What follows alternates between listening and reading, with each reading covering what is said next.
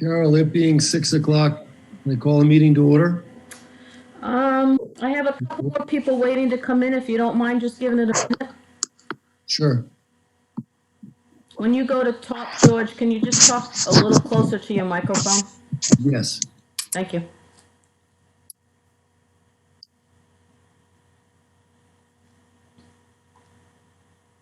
Okay, I think I've got everybody that wanted to come in at this point accepted. I'd like to just take a minute, if you don't mind, before you actually call to order anything. I want to let you know a few things. One, for those of you who may not have done Zoom meetings before, this is being recorded and it is being live streamed to YouTube. I would ask that you make your comments respectful and your actions respectful. If anyone does do something that is considered disrespectful or disruptive to the meeting, you will be removed from the meeting. In lieu of speaking just automatically, I'm going to keep everyone on a mute except for the Budget Committee.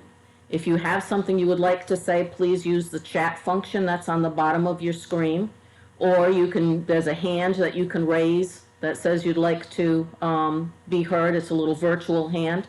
What we will do is I have another member of my staff and myself watching that. And if we see that something needs to be brought to the chair's attention, we will mention it at the appropriate time. If you are called upon to speak, would you please announce your name? And the school department does require address, so I would ask that you state your name and address for their records. If they do have a vote that's going to be taken, it will be done by roll call. So I ask for your patience there while we take that record down. And then also a reminder that the chat screen is also being videotaped because that's on my monitor. So I would like for you to be aware of that. Don't go chatting something that isn't appropriate for the meeting. And thank you very much.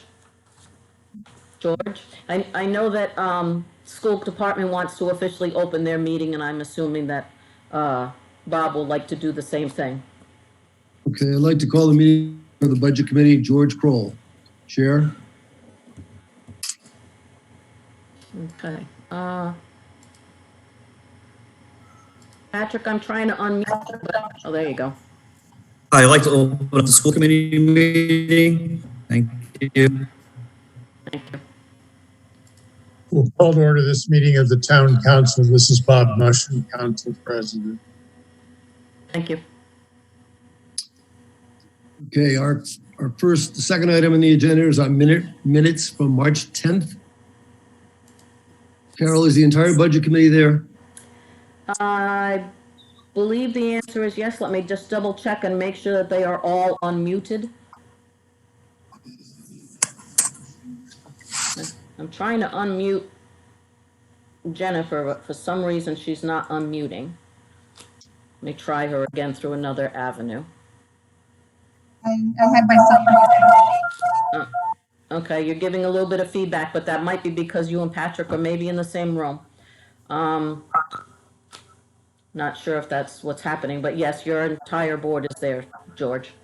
Great, very much. Minutes of March 10th. Has everybody had a chance to read them? Yes. Are there any additions, corrections? I'll move that they be approved. Is there a second? This is Ben. I'll second that. All in favor? May I ask for your record, who moved that it's Okay. approved? I'm sorry, Carol. Craig Curtis, 3 High Meadow Road, Little Compton. I moved that we approve the minutes. Seconded by Ben Gauthier, 87 West Main Road. Okay. George, I'd ask you just to list each person's name and then have them say yay or nay so that you can do your roll call that way. Okay. Ben Gauthier, Yay. Craig Curtis, Yay. Jennifer McHugh, Yay. and Christopher Goulart. Yay. And George Kroll, yay. Our minutes have passed. We're going to have the next on our agenda is a budget discussion. And I would like to start off with Lori at the school. One moment, Lori, while I unmute you, unless you can unmute yourself.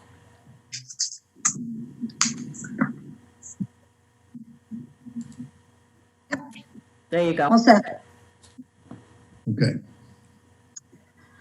I have a few prepared remarks. Good evening. Thank you, school committee and members of the Little Compton Budget Committee and distinguished guests, Zoomers. It is a privilege to serve the Little Compton community and an honor to support all pre-K through grade 12 students and their families.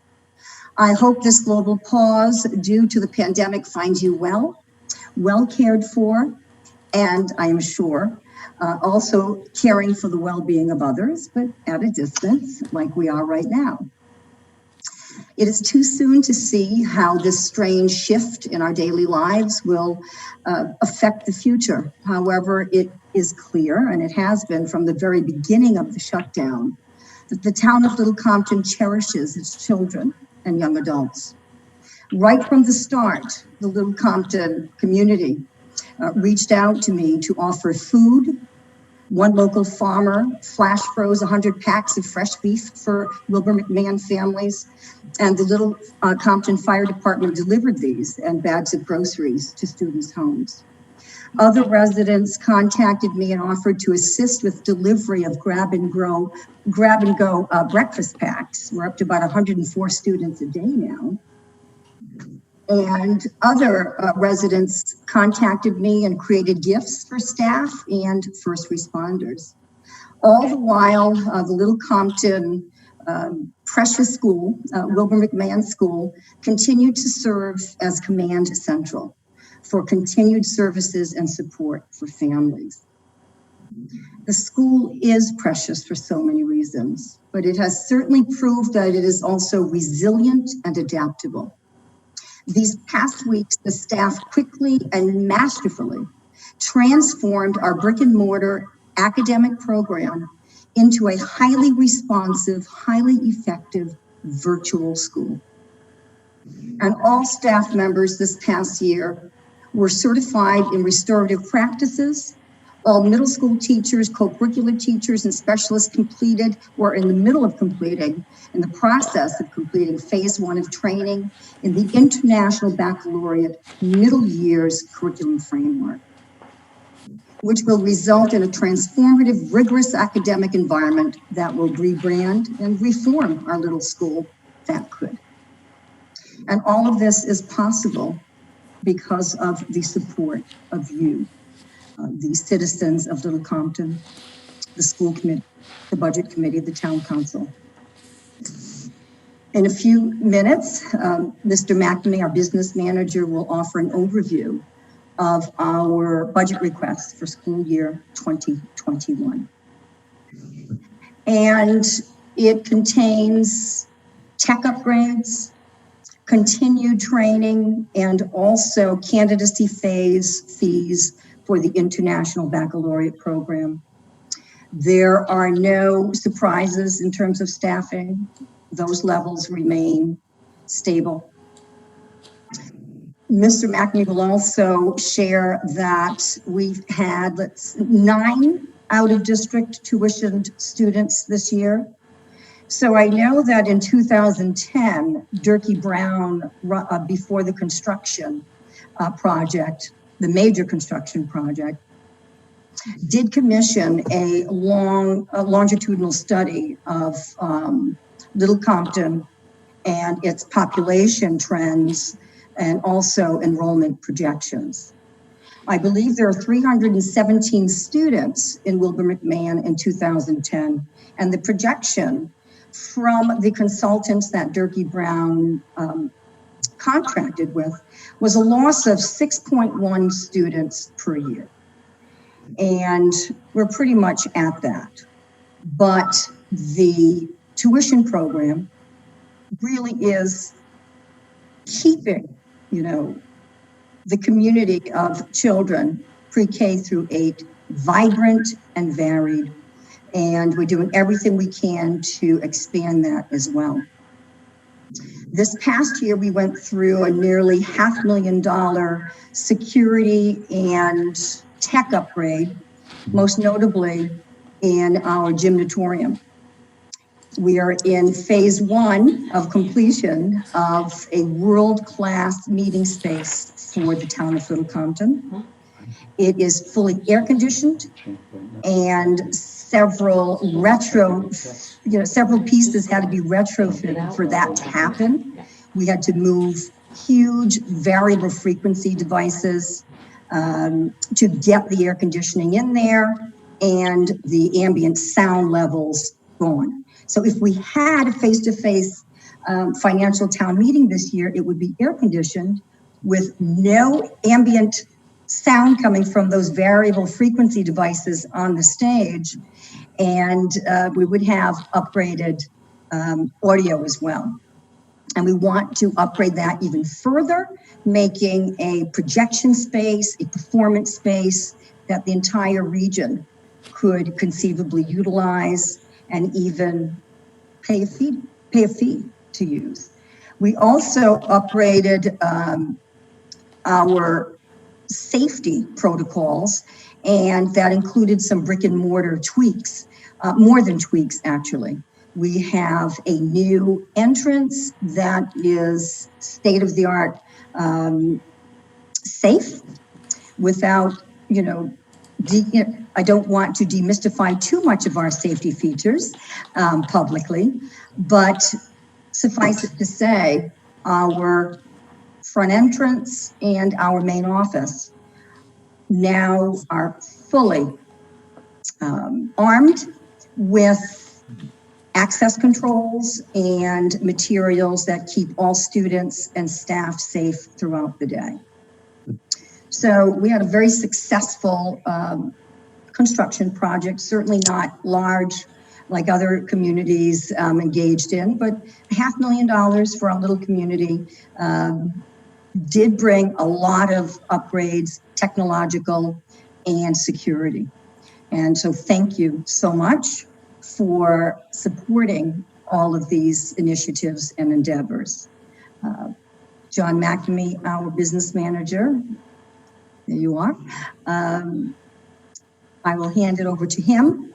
We have a brief slideshow, and I believe Mariah, we will have you take command of the screen. Carol, can you make that happen? I can. I just want to make one notation that I know that Councilor Anderson has his hand up.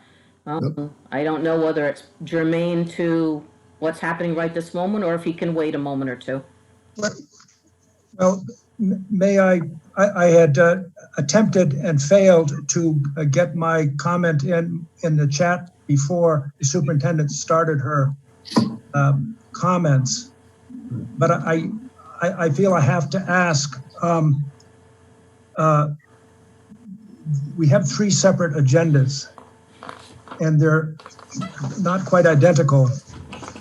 And I think it would be useful, and I'm perfectly to go back to the school presentation as soon as I raise this question. I had raised it as a point of order. The budget committee has its agenda, which involves a number of important things. The school committee agenda has this discussion, a public input item, and the council has attended this meeting and then have a discussion about the scheduling of the town meeting. I just think it would be useful to clarify sooner rather than later how and when the sequence of those are going to be addressed, and who. That's if you follow me. Larry, it's George. Yep. Number 3 on our agenda is a general budget discussion. That's why I started off with the schools. Right. We didn't have this. We had a meeting scheduled, which was we had to cancel it. That was the day everything got locked down with the schools and the council. So I believe we're under our agenda right now. Item number 3, general budget discussion.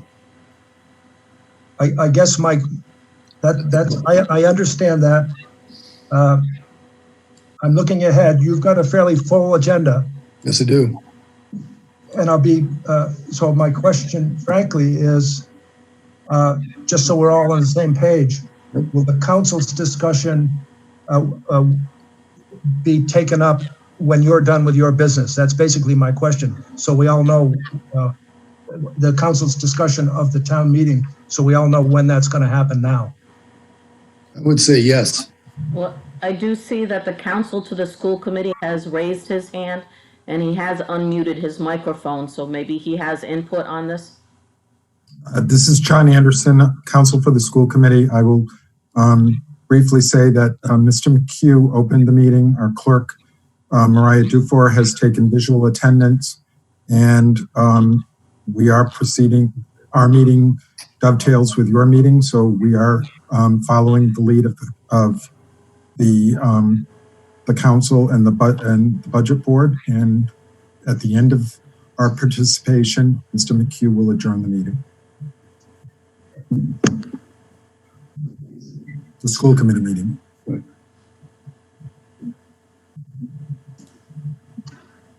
Okay, Larry? Well, that answers part of my question. The other question is, is the budget committee going to proceed with its full agenda, and then the council takes up its last agenda item? Yes. Okay. That was my question. Okay, that's good. Okay, can we proceed with John? Yes, John McNamee, business manager for the Little Compton schools. And what I thought I'd do is go through a brief PowerPoint presentation that highlights the major elements of the budget and would give the committee and the council some background in terms of how we develop that budget. So if I could ask Mariah to go to the next slide. This slide is basically the school committee had approved their budget at a meeting on February 26th, at which time we were requesting a larger town appropriation than we are at this point in time. And these were the changes that we made in the interim. The first one was a grant funding reduction. We get a Rural Education Advancement Placement, a REAP grant, every year. And generally that's used to purchase technology. The funding allocations for those grants came out sometime late in March. And there was a reduction of about 50% of that grant. So normally we'd get somewhere in the neighborhood of $23,000, $24,000, and that's basically been cut in half. So I am eliminating $11,840, which would have been used to finance some of our, or to fund some of our technology. The second item was a reduction, and this is the elimination of the backup boiler replacement. The school has had some boiler problems over the past 4 or 5 years. Finally, the boiler had to be replaced this year, so we spent $48,500 putting in a new boiler. We had put a claim into the trust, our insurance company, and we're requesting some reimbursement. They denied the claim as a result of saying it was more of a maintenance issue. So as a result of that, they had engineers that came in and took a look at the boilers, both the initial one that was replaced and also the backup boiler. And they had suggested some changes be made to the backup boiler, which have been made and have been working throughout this past heating season. And they are recommending that we not replace that boiler at this point in time. So we've taken that out of the budget, which was originally approved by the school committee. And the last two adjustments would be for changes in healthcare. The trust has provided us with our health and dental rates back in March, towards the end of March. We had budgeted, for example, in health, we had budgeted a 7% increase, and it came in at just a little over 3%. So we're adjusting out the health insurance expense by $22,000. In the dental, we had budgeted a 2% increase, and that actually came into a 2% decrease, a little over a 2% decrease. So we have about a 4% swing on that. So we reduced that as well. So we're looking at taking looking at a reduction in our request from the town and its appropriation by $85,160. This slide is just the enrollment side, showing the 4 years of enrollment. And as the superintendent indicated, there are some reductions in enrollment that were anticipated. So we're looking at this year, we have a pre-K through 8 enrollment of 241, and at the high school we have 118. The next slide.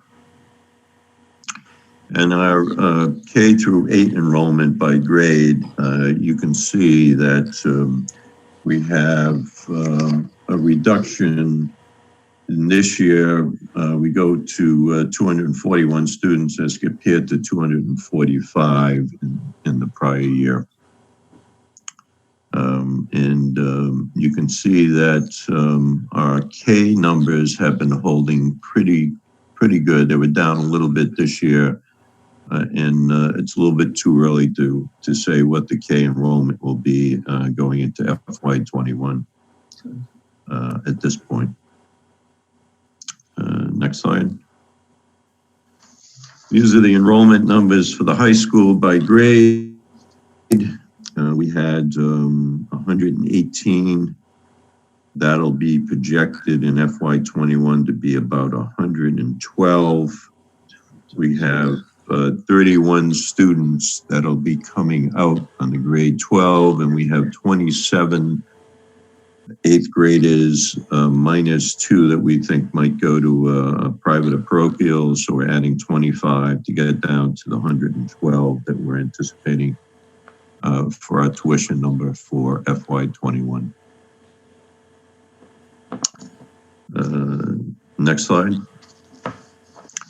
State aid. State aid is not a big component of our revenue, but it amounts to somewhere around $400,000. Unfortunately, the FY21 number of 405,266 is going to be reduced based on some changes in the funding formula that are based on enrollment numbers that are submitted in mid-March. So every year in mid-March, demographics are sent in to RIDE, and they readjust the funding formula based on enrollment. So RIDE is projecting that we'll receive 397,611, which is a reduction of 7,655 from last year. That came in sometime in the middle of April, so we weren't in a position to adjust state aid, but we are looking for probably a reduction in that state aid. Now, that being said, there are some rumors that we may be looking at a freeze on the state aid, so we may be looking at the FY20 number, which in our case would be a positive because it's higher than the 397,611 that they're proposing. So at this point, we're not sure what we're going to be seeing for state aid, but it won't be anything less than 397,611. And it could possibly be the 403,530, which is what we were getting in FY20. Next slide. So the town appropriation, as I indicated, we had reduced the proposal amount by that 85. So we're requesting 136.22, which is roughly a 1.85% increase over the prior year in town appropriation. And you can see the history for the last 4 years as well on that slide. Next slide.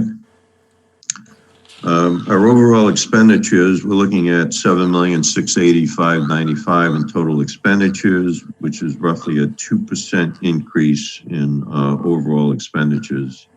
That's compared to last year where we had a 3.73% increase. In 19, we had closer to a 2% increase in overall expenses.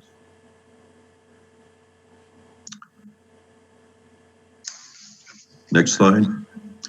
So I'm going to go through some of the major captions in the budget, some of the revenues, and obviously some of the larger expenditures, and give you a feel for the budgets for those particular items. As I indicated, the increase in state aid is probably going to be more like a decrease of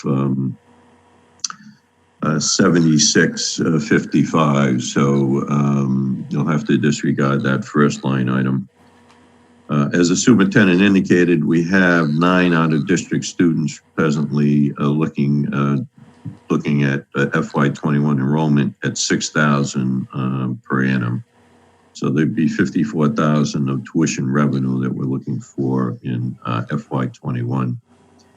And the increase in the town appropriation, which is another largest revenue item, is going to be 136.22, which is a 1.85% increase. Next slide. Salaries and wages are certainly the largest component of our budget. And we're looking at no increases on our certified full-time equivalents. And so our teachers are going to be staying at the same level. We are adding 1 FTE teacher assistant, which is necessary as a result of student needs. The current bargaining unit contract is for teachers is currently being negotiated. We were hoping to have that settled by now, but obviously with the COVID situation that has been delayed, I believe we have about a 30-day delay on that. We're hoping to have that wrapped up prior to the end of June. The non-certified personnel are in the last year, I believe, of their contract, and they call for a 2% increase in salaries. Our administrative salaries are based on the current contracts that are in place. And we do have a stipend increase in our curriculum of about $2,400 in FY21. Next slide. Our fringe benefits are probably our second to highest expenditures. And as I indicated, we initially had increased our healthcare rates by 7% in our projection, and they ultimately came to 3.15. So we're showing that decrease of about 22,000. The dental care rate increase of 2% was in the original budget, and the reduction was 2.28. So we've accounted for that reduction as well. The co-share that we have for our medical is 20% for teachers and 18% for our non-certified and administrative personnel. The teacher pension contribution will be increasing by 0.38, going from 14.12 to 14.5%. Although it's not a big increase, teacher payroll is about $2.5 million, so it does have an impact on expenses. And we will see payroll taxes and defined contribution pension expenses, which are based on salaries. We'll see a result of an increase in those categories as a result of salary increases. Next slide. Tuitions are probably our next highest expenditure, and those are made up of Portsmouth High School. We also have special education out of district tuitions, and we will have tuitions for our vocational ed programs. And we also have some what I would call tuitions that we're paying to Newport County Regional Special Education Program. At the high school, we're looking at right now for FY21, 112 students. The tuition is $10,464 per annum, and that's based on a 3% increase, which is the maximum increase per the contract. Now, the contract for the tuition, we're going to be in I believe we're in our 8th year now. It was a 10-year contract. That contract expires in the school year 21-22. We have to give notice if we're going to change at least a year prior to that. So we're going to be issuing an RFP for the high school students probably this summer and start that process. Special education, we're estimating district tuition right now to be about $136,000 for FY21. Next slide. The vocational education, we have 5 students, 2 students that are currently going to the Met School, 2 students going to Newport Career and Technical, and that we have 1 going to Tiverton. And you can see that those certainly tuitions are a little bit higher than what we're paying to Portsmouth. Next slide. The Newport County Regional Special Education Program that we participate in with Middletown and Tiverton, and they administer our special education program, are looking at an anticipated cost for this year, our share being $367,200. We're able to fund some of that with federal grants. We get a IDEA grant from, it's a pass-through from RIDE from the federal government for $94,000, and we also get a preschool a grant for $2,000. So we're able to offset that cost. So the net cost to the district is $244,000, and that's what would be charged to the general fund. That is an increase of $56,000 over our FY20 amount. There are a number of increases over at the collaborative that caused that, but we also have some increases in the number of students with individual learning programs, IEPs. So that's accounting for some of the increase as well. Next slide. Busing costs. These are. This one is going to be a little bit tricky this year. We're in the 5th year of our contract. We had a contract that was 3 years with 2 one-year options, which we exercised. So we have issued a request for proposals along with Portsmouth, Tiverton, Bristol, and Barrington as a group. Those RFPs went out probably mid-February, and then everything hit at that point in time. We're anticipating that we're going to get responses from them by April 30th or possibly May 6th.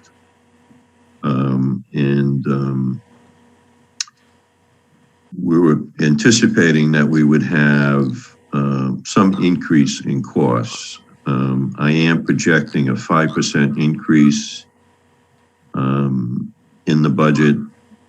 I think we can obtain this. I just don't know what the impact is going to be on the busing companies as a result of the COVID situation. But I am anticipating that we will be able to hold to the 5% at this point in time. We run 6 buses daily. We have a midday pre-K run, and we also have 1 late bus that comes in from the high school. There are some additional busing costs for fuel surcharges on the contracts. We also have athletic and extracurricular events, which we provide busing for as well. And also with RIDE, all buses that are transporting students K through 5 need to have bus monitors on the buses, so that our bus contract does provide for approximately 4,100 hours at an hourly rate of $26.86. And that also has a 5% increase in it to account for what we anticipate will be the increase for next year. Next slide. Utility costs are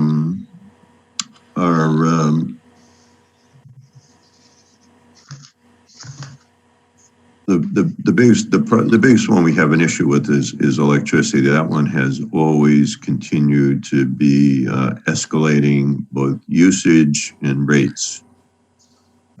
We have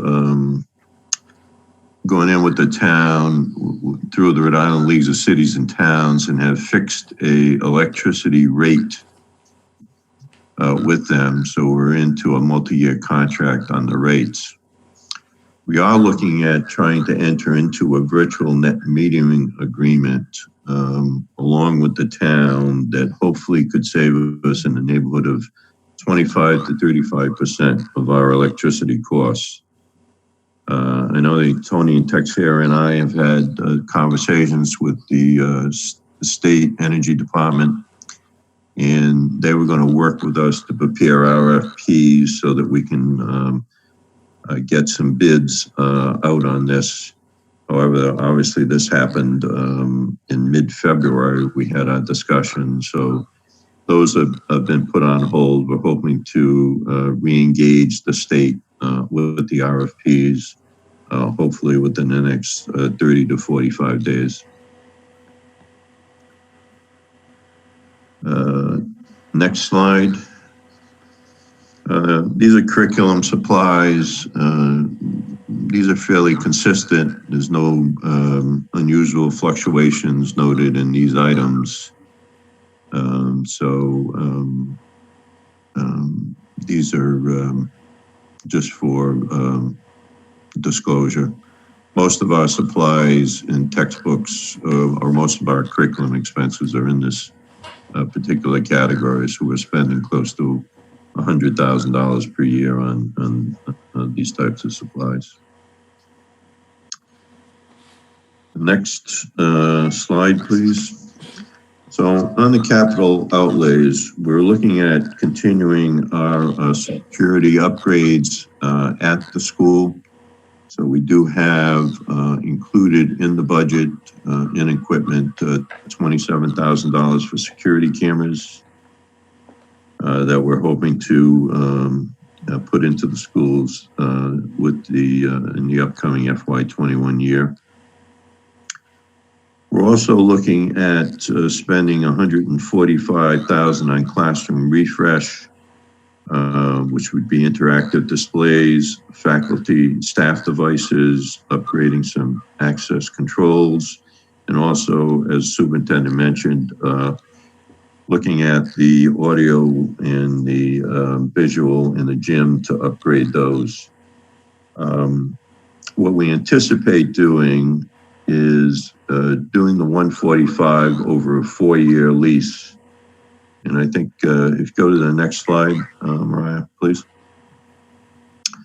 So by doing this over a 4-year lease, we're able to look at we reduce the annual cost to somewhere between $36,000 and $39,000 per year, and able to get what we need at this point in time by doing it over a lease. And this will be a lease purchase, so that we will own the equipment at the end of the 4-year period. And again, it allows us to get the equipment installed and operational in FY21 and pay for it over the 4-year period. Next slide. And as the superintendent had mentioned, with the distance learning, we had some pretty good technology already in place, which I think allowed us to really maximize the use of distance learning.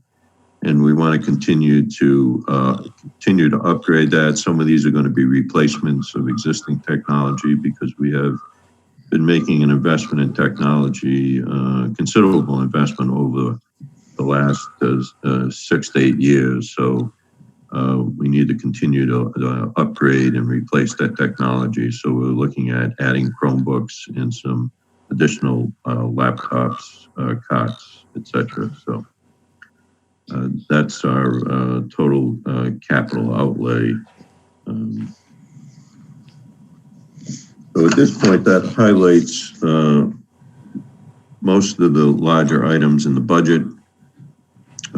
I think we worked hard to try to reduce that budget, at least the appropriation from the town, to less than 2%, which I think is something that we could do without affecting any programming at the schools. So at this point, entertain any questions that the budget committee might have. Hi, thanks for that. This is Ben Gauthier from the Budget Committee. If I could begin. The REAP grant loss that you talked about at the beginning of your brief, does that impact the training for the content area coordinators that were doing this curriculum enhancement? No, that is money that we've been using for technology improvements. So okay. It doesn't affect the professional development. And so that the grant that was going to pay for that is still intact? Yes. Yes. Yes, Mr. Gauthier, it's Lori, it's Dr. Dice-Mitchell. Yes, we have leveraged the federal grants to sync up with our school improvement plans. And that includes, as you know, the International Baccalaureate training and also the training of our first ever Wilbur McMahon School Instructional Leadership Team, which includes ELA and Social Study Coach Coordinator, Math Coach Coordinator, and Science Coach Coordinator. There's never been any sort of instructional team. The principal has been overseeing 10 grades, if we include kindergarten and pre-K, as well as every single content area. And now the principal has a leadership team with content area coordination. So that is the Title II federal grant that I have synced up with these school improvement programs. Okay, that's wonderful. Thank you. The out-of-district students, they seem distributed when you look at the number of people in grades, they seem to be distributed fairly evenly through K through 8. Is that true? The out-of-district students coming in? The tuition-paying students? Yes. Yes. Pretty much, yes. Yeah, I would say K through 8. There's a range there. Mm-hmm. Okay. And the state aid, is the state funding formula for computing what we receive, does that consider the out-of-district population, or is it just computed based on the Little Compton students? That's just based on Little Compton students. The town census, yes. Is there a chance that you could appeal based on a bigger population? No, because it's all based on the money follows the students. So if those students are coming from Tiverton, that money goes to Tiverton. It doesn't go to Little Compton. Okay. Are we getting cost relief now for buses that are not running, due to the shutdown? Oh yes. Mm-hmm. Okay. So obviously no one knows what's going to happen if we're going to be just done with the school year. The buses will run again maybe in September, but it would be nice if you could compute and provide to the council and the administrator what you think the net change in the amount of money that we're not paying to the bus company and that we're not paying for bus monitors will be this year. Because when we get to our budget discussion, you'll see that we're concerned that, while we're happy with what you have done with your budget, we're really at the mercy of state policy when it comes to what's going to happen next year. And so Are you going to need more Chromebooks for better distance learning? Are you going to have costs associated with distancing policies in the school building, distancing policies in transportation, sanitizing? There's going to be a whole bunch of costs set by state policy that you have no control over. So every dime we can show that could potentially roll forward from expenses that you're not incurring now, it would be really nice to be able to have town administrator and council have an assessment of that. Well, Ben, in fact, I did this for Lincoln last night. So we basically have about 121 days that we've completed. We don't have to do it now, John. It's just, okay. I just think it's, you know, it'll be an important thing because there's going to be so much that's out of your control. And if we have an idea of how much money is committed and not obligated, that would be great. Those are my questions. Thank you. Okay. John, it's George. Hey, Judge. Hi. Thank you very much for your presentation. Just wondering about that boiler. Well, the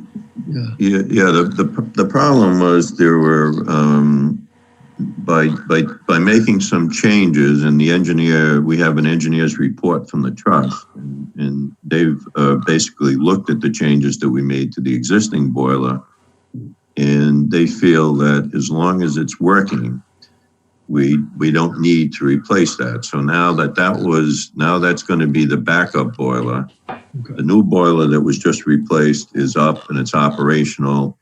That cost us $48,500 to install that. That also has the tweaks that are needed so that we don't have this process, this issue happening again. And the issue, I guess, was the temperature of the water going back into the boiler wasn't warm enough. It was too cold, and it was causing some stress cracks in the boiler. Gotcha. So I believe that they resolved that issue. So when I got the engineer's report and I contacted them, they were saying that at this point there was no need to replace it. That doesn't mean at some point in the future we may need to look at that, but at this point they felt as though as long as we continue to look at it on a regular basis and monitor it, and we should be okay. Okay, very good. And as far as the electricity cost, I saw that chart. It's so high. It's like, oh. Yeah, it's been, we did convert a couple of water heaters from propane to electric, so that would increase the electric cost a little. But I know that Tony and I are looking at the virtual net metering. Okay. It's a concept. I know we use it in Lincoln, and I can attest to the fact that we do have close to a 30% savings. Okay. So that it does look like it's an opportunity, and by going in with the town, we have a much broader base. We use about 370,000 kilowatt hours per year at the school. So we are a pretty big user at the schools. So for sure. Does anybody on budget committee have any questions? Nice job. Jennifer? I don't have any questions, thanks. Okay. Well, thank you. Good, Chris? Anything, Chris? No, I'm all set. Thank you. Thank you very much, John. Really appreciate it. Thank you. Carol, excuse me, George, I think I'm going to take a few seconds to close out the school committee's portion of this. We can. Okay. So on our agenda 3.1, I have public input on agenda items or topic for future agendas. Is anyone from the public would like to ask the school committee anything? So I'm not seeing any public input. Is there anyone from the school committee members who would like to say anything before I adjourn this meeting? I'm not seeing any. School committee's attendance was captured by Zoom. School committee meeting will now be adjourned. Thank you.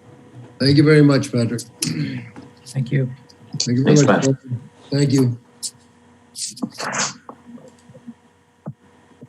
Okay.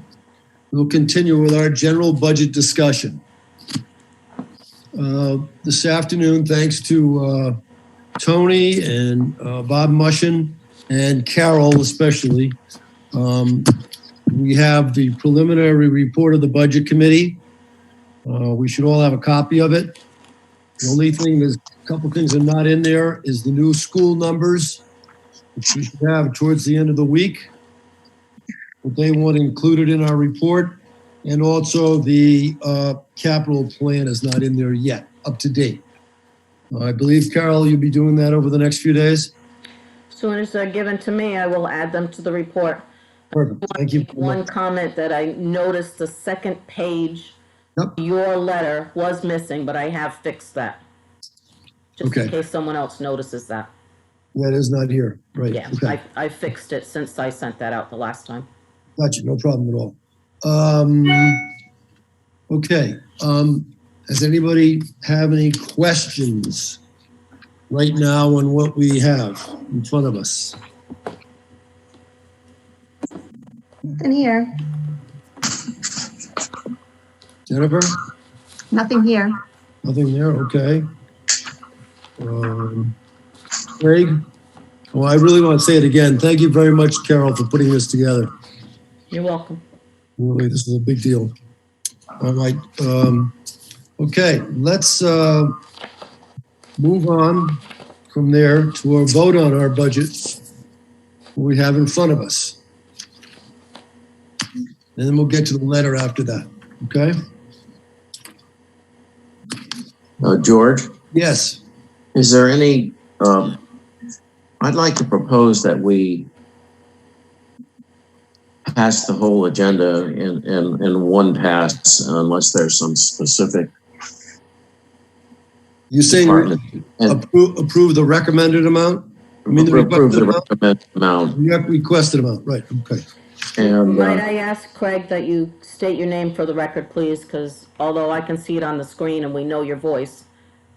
oh, I'm sorry. I thought I had, so I have to do it every time. That's fine. Thank Craig you. Kurt, Budget Committee, 3 High Meadow Road, Little Compton. George, what I'd like to see us do is simply approve the budget as presented. We've been through it so many times in terms of each of the individual strokes. Unless there's anyone who wants to take a stroke or two out or debate or discuss a stroke, I'd like to make a motion that we pass the budget as recommended. Is there a second? Yeah, I'll second that. Chris Schoolart, 471 West Main Road. Is there discussion? All in favor of passing the budget as, And please do it by roll call. And just for point of clarification, this is the version that we received at like 2:57 this afternoon from Carol? that's correct, Okay. okay? All in favor? Craig? Craig Curtis, 3 High Meadow Road, Little Compton, aye. Christopher Goulart? Chris Schoolart, 471 West Main Road, aye. Jennifer McHugh? 231 John Dyer Road. Aye. George Kroll, 4 West Branch Road, aye. Ben Gauthier, 87 West Main Road, aye. The ayes have it. The budget is passed. I appreciate everybody's work on it. Thank you very much. The Budget Committee letter is our next item on the agenda. And I had asked Ben to put a letter together, and he did a phenomenal job on it. Everybody has a copy of it. Are there anybody want to add anything or any questions? I guess if I can just start, George, I mean, Sure, go ahead. thinking was, there's the, perfunctory stuff in the beginning about what we have to do and how we think about it. Yep. The fact that up until, February, we were all in concurrence to the extent that we had seen the input from the departments with a responsible budget that was being projected. And we had all concurred that this idea of starting off some effort on the capital plan with studies, prioritization, deliberation by the council, and then RFPs was a good way to tackle a lot of deferred maintenance. And then, as things change, basically the point that we came through this morning is some reality in what the revenue projections reductions would be. Right. Need to impact that. Taking it from the town's reserve fund was the thing that made the most sense. Basically the letter ends with, we simply do not know what is coming. And people need to be prepared for some externalities, things that we cannot control locally, such as new school policies from the state that may drive costs. So it's going to take some serious effort on the part of the council, the town administrator, being very thoughtful and agile about what the priorities are as we have to manage probably some big surprises in real time. And I think we ought to all plan on not having a summer off, but planning on support them with whatever analytics we can to help them model their way to deal with this, the impact of this pandemic. So I hope that comes across in the letter. I believe it does. Okay. Yeah, no, it was very good. I really appreciate everything you put into it. Anybody else have any other comments on Ben's letter? Well done.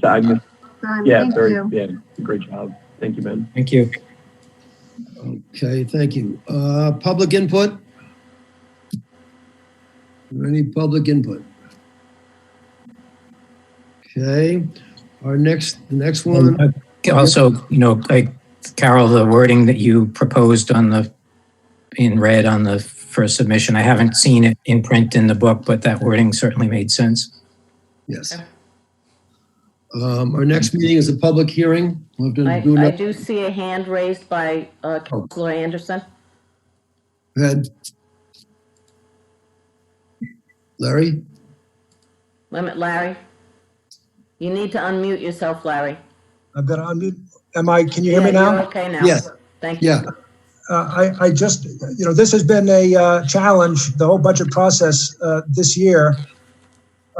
And to respond to Ben's comments, we received today the revised recapitulation page and the brief and the explanation of the changes. And I do think that under the circumstances, and as I understand it, given the relatively good shape of our general fund at the end of the last fiscal year, yes, that it was prudent. We're either going to have to do it now or do it later. Right. I think it was prudent to make use of the general fund in this way at this time proactively. So I appreciate those of you who participated in that. I think it's the appropriate step to take at this time. I agree. Thank you very much. Thank you. Thank you very much. Thanks, Larry. Anything else? Okay, our next meeting is the public hearing. Well, another Zoom meeting at 6 o'clock on the 21st. I mean, the 28th, which is next Tuesday. And Carol, can we have your help again, please? Yes. Please. Carol, is there a bandwidth issue with Zoom if, 100 people want to dial in? Well, at this point, the plan that I have, going over 100 participants would cause us to have to purchase something extra. For this particular public hearing, I don't anticipate 100 people. But if we ever get to the stage where we contemplate doing the town meeting by a Zoom function, we will definitely have to upgrade to probably an enterprise type of application for Zoom. Yeah, that's where I was going next, is how do we think we're going to do town meeting, and how do you verify who is actually calling in? And are you going to have Are there brainstorming sessions on that, or do you have consultancy on that? Or? If I may answer for the group, there are more meetings planned with the group from different municipalities and the League of Cities and Towns. They have a couple of ideas that they're floating through to see whether or not they're doable. Nothing's come out of that firm yet. There will be another meeting this Thursday, and hopefully we'll have something solidified then at that point that we could submit to the governor and ask for her guidance on. Maybe Larry or Bob have more that they want to add to that. I just ask that you unmute yourself before you speak. I think at this point, we should adjourn our meeting, the Budget Committee meeting. Because that's not. Have you completed your agenda? Yes, we have. And that's in discussion of financial town meetings, not on my agenda. Okay. So I told Larry before, that's the council. The council is going to go on and do that. Okay. So I would like to adjourn our meeting. All in favor? Aye. Craig Curtis, 3 High Meadow Road. Aye. Aye, Chris Goulart, 471 West Main Road. Hi, Jen McHugh, 231 John Dyer Road. Hi, Ben Gauthier, 87 West Main Road. Hi, George Kroll, 4 West Branch Road. Thank you very much. And thank you again, Carolyn. I'll talk to you tomorrow. Okay, you're welcome. Yep. Thank you all. Thanks a lot. Bye-bye. Carol, real quick, is it possible for me to get the recording of this for my minutes? Is that? Yes, I have it on my in-house laptop, but it should also be live streaming to YouTube, so you could get it there as well. Okay, great. Thank you. And Chris, I'll talk to you tomorrow. All right, great. Thanks, George. Thanks a lot. All right, so All then. right, bye, everybody. Bye. Thank you. And now I turn this over to Bob Mushin. Bob Mushin, Town Council 183 Willow. We'll continue with our item 2, discussion as necessary of the potential need to reschedule the date of the annual financial town meeting.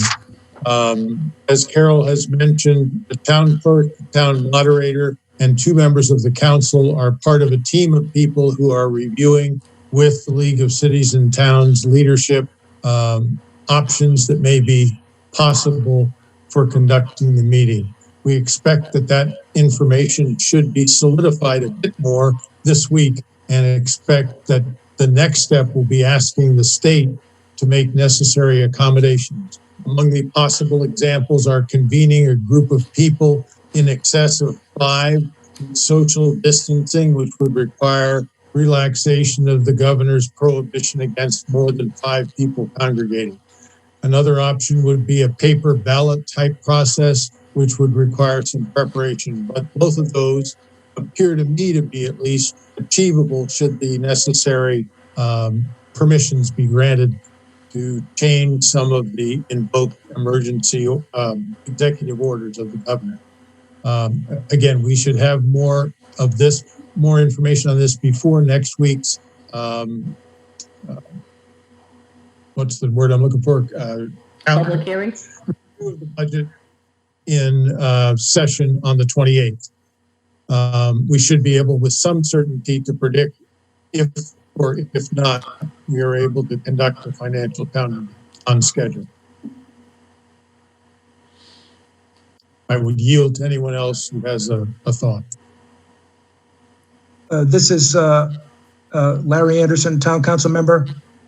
So just, Bob, in terms of the schedule you just laid out, what was the date you thought we might have more information? I'm aware of the League of Cities and Towns initiative, but that's only an ongoing proposal. That's not going to get us an answer. When was that next meeting or date that you thought we might have something to go by? I intended to imply that at the public hearing next week, we would be able to say that the committee has put forward a set of recommendations and that we're awaiting specific responses from the governor or whomever we need permission to change. I guess if I may continue, I do think either now or very soon, if that is not the case, we have to be prepared to act on our own in case we don't get those assurances from anybody, from a higher authority about alternatives. And I'm concerned that the longer we wait, the fewer options we have. So I just wonder if we should be talking about acting to, within whatever authority we think we may have now, to postpone our schedule now to give ourselves flexibility. I mean, we have the charter provisions that are pretty inflexible in some ways in terms of the town council date, a town meeting date, working back from there, the budget committee hearing. I'm wondering if it makes any sense to act now to just move things up a month and try to find a way to justify it within our existing authority. Give ourselves some room within this fiscal year. Bob Mushin responding. It's my sense that in a matter of those couple of days at the end of this week, we'll have a better idea of what our options are. To your point, if, for example, it appears that we should be moving out in anticipation of the fact that a gathering of people, of 200 people would be completely unachievable, then we should select, it seems to me, a paper ballot process and begin establishing a date by which we could have paper ballots with the questions before us settled. Tonight's rather straightforward debate by the budget committee makes a significant step in that direction. But if we could say, for example, on Friday, that based upon our discussions with the League of Cities and Towns, it looks as if, first of all, the governor is or is not inclined to grant relaxation, and secondly, what the time frame for creating ballots would be. We then could make that decision either at the end of this week or the beginning of next, and be able to announce it at the public hearing on Tuesday of next week. I'll just respond once more and then let others weigh in. You know, I would just point out that option, the paper ballot, is not a financial town meeting in terms of the public's ability to offer amendments, ask questions, and so forth. So it's a fairly. I understand that the circumstances are unprecedented, but that's a fairly unprecedented move that I'm not sure I support at this stage, based on what I know and don't know. So I just want to say that.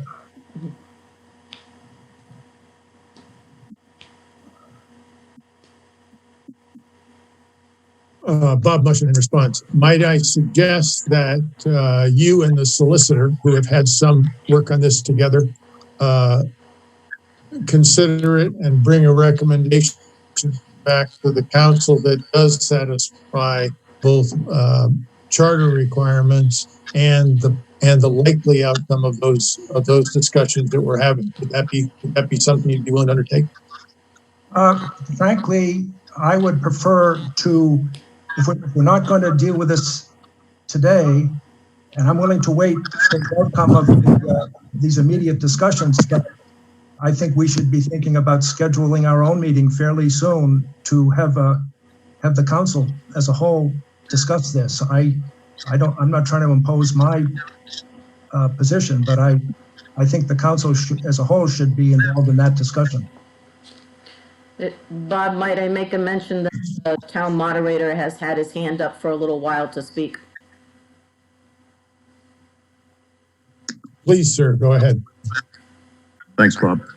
I think there's obviously so much unknown right now that, we look at, a third week in May meeting, which seems highly unlikely we're going to be able to do that in person. I know Larry put a lot of work into looking at a Zoom option, which has its own challenges, contemplating 250 people on a Zoom meeting. I know Dick's suggestion about paper ballot raises other.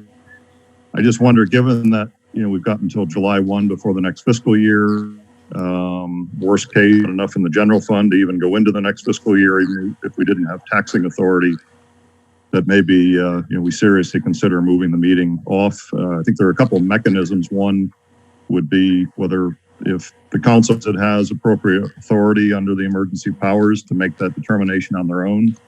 But I believe also the charter, which I guess I'll defer to Larry or Dick on that, but I believe the moderator has the option that if there's not a quorum present to continue to defer the meeting a week at a time.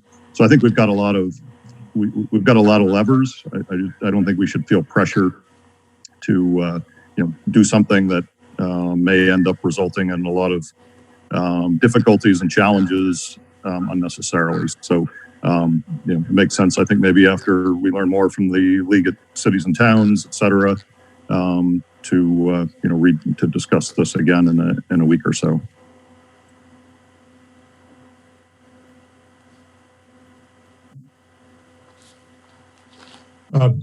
Bob Mushing responding, perhaps it would be then appropriate for us to schedule a meeting for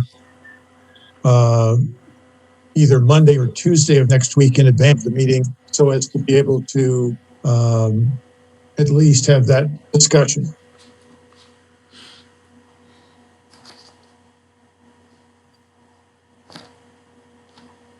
Other councilors, thoughts on that? Is that going to give you enough time, Bob? This is Gary Mataronis. Enough time for what, Gary? Enough time to figure out what's really going to happen. I kind of agree with Scott. I think we're going a little bit, we may be doing more things than we really need to be doing. Who knows? This whole virus might pass by the middle of June. We could have a full meeting with all participants in the gymnasium in June. Is there anything pressing that we have to push like this?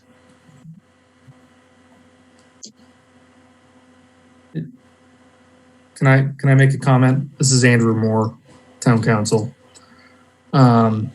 From everything I've heard, I mean, obviously there's still a lot of unknowns. I sit on a couple of boards that, like the Discover Newport board, they rely on a lot of like conferences and gatherings of large people coming to Newport County. And they're assuming from what they've heard from the state that large gatherings are not going to be allowed basically throughout the end of the summer. Even if the virus starts to slow down and they start opening things back up in the beginning of June, we're not going to be able to have large gatherings of more than, 50 plus people before the end of the fiscal year. So I think moving forward, we should assume that we're not going to be able to have a town meeting in person before the end of the fiscal year. And that's just from what I've heard, both from, the state level and some other sources that I've got. So I think whatever decision we make, has to keep that in mind. And obviously there's still a lot of information that we don't have. I hope the state gives us some directive going forward. But I'm comfortable. I mean, if Bob thinks that we can wait a week, I'm comfortable waiting until next week to have a meeting and having a conversation then with the whole council. This is Council Member Anderson again. I'm happy to meet next week as well, and those days suggested. All right. I will work with the clerk then to establish in our normal method of polling of members as to their availability, establish a date that will work for all five of us. Is there any other matter that should be before us? We've completed the items on our agenda. I'll declare the meeting adjourned. Thank you. Thank you. Thank you, Bob. Thanks, Carol. Thank you. Thank you, Carol. You're welcome. Thanks, Bob. Thanks, Carol. You're welcome. Thanks, Carol. You're welcome. Get us through it. All together now. Thank you. I'm ending the meeting. Okay.